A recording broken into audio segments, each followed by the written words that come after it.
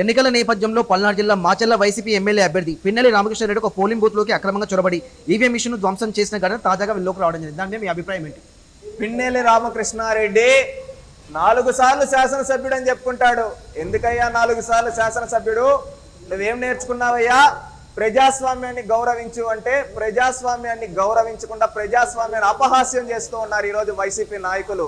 ఈ రోజు EVM machine పగలగొట్టడం అనేది భారతదేశం మొత్తం హఠాత్తుగా ఈ రోజు ఆంధ్రప్రదేశ్ వైపు చూస్తూ ఉంది. ఎందుకు చూస్తూ ఉందంటే దేశంలో బీహార్ లాంటి ఉత్తరప్రదేశ్ లాంటి రాష్ట్రాల్లో కూడా ఎక్కడ ఈవీఎంలు పగలగొట్టడం అనేది జరగలేదు. కానీ ఆంధ్రప్రదేశ్ లో ఈవీఎం మిషన్లు పగలగొట్టారంటే జగన్మోహన్ రెడ్డి గారి హయాంలో శాంతి భద్రతలు ఏ విధంగా ఉన్నాయి, ప్రజాస్వామ్యం ఏ విధంగా ఉందో చూశారు. ఈ రోజు ఆంధ్రప్రదేశ్ లో ఇన్ని రోజులు అంటూ ఉన్నారు రాజారెడ్డి రాజ్యాంగం అని. ఆ రాజారెడ్డి రాజ్యాంగంలో ఉండి భారత రాజ్యాంగాన్ని మరిచిపోయారేమో ఈ వైఎస్ఆర్సీపీ నాయకులు. ఒకటి గుర్తుపెట్టుకోండి, ఈ రోజు ఎవరైతే పిన్నెల్లి రామకృష్ణారెడ్డి పులి అని చెప్పుకునే ఈ పిన్నెల్లి రామకృష్ణారెడ్డి పిల్లిలాగా అతను ఓడిపోతున్నారనే భయంతో ఈ రోజు వెళ్ళి పోలింగ్ బూత్ లో ఈవీఎం మిషన్ పగలగొట్టాడంటే అక్కడ వాళ్ళ ఓటమి ఎంత ఘోరంగా ఉంటుందో ఒక్కసారి అర్థం చేసుకోవచ్చు. ఈ రోజు రేపు చరిత్రలో ఎన్నడూ లేనిది ఒక మిజరబుల్ ట్రీట్మెంట్ అనేది వైఎస్ఆర్సీపీ నాయకులకి అదే విధంగా పిన్నెల్లి రామకృష్ణారెడ్డి గారికి ఉండబోతోంది. ఎందుకంటే ప్రజలు ఇవ్వబోతున్నారు. ఇన్నేళ్ళు అవకాశం ఇచ్చారు, మంచి చేయకపోగా చెడు చేసి వీళ్ళ రౌడీయిజం గూండాయిజంతో ప్రాంత ప్రజల్ని పీడించుకొని తిన్నారు. అందుకని అక్కడ ప్రజలు ఏమని ఆలోచిస్తున్నారు, ఇన్ని రోజులు మనం వీళ్ళకి అవకాశం ఇచ్చాం, వీళ్ళు మనకు మంచి చేయలేదు, చెడు చేశారు, ఇలాంటి పాలకులకు బుద్ధి వచ్చే విధంగా మనం బుద్ధి చెప్పాలి అనే ఆలోచనతో ఈ రోజు ఈ జగన్మోహన్ రెడ్డిని ఇతర పార్టీని భూస్థాపితం చేయడానికి సిద్ధంగా ఉన్నారు.